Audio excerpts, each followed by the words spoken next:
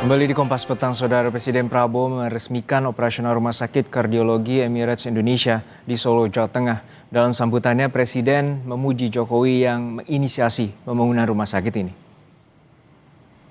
Kardiologi Emirates Indonesia.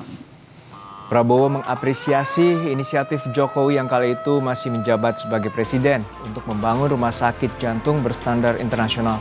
Sambil bercanda, Prabowo bilang takdir itu tidak bisa ditolak. Presiden Prabowo bilang beroperasinya Rumah Sakit Kardiologi Emirates Indonesia merupakan simbol persahabatan antara Indonesia dan Uni Emirat Arab.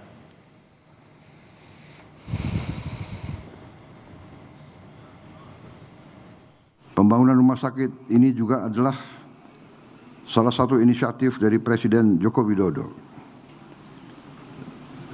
Dimulai atas inisiatif beliau, dimulai pada saat beliau menjabat.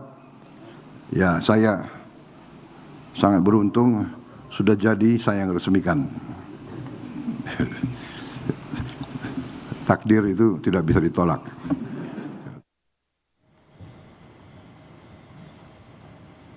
Sementara Presiden ke-7 Republik Indonesia Joko Widodo hari ini berada di Singapura menghadiri Bloomberg New Economy Forum yang berlangsung tanggal 19 hingga 21 November.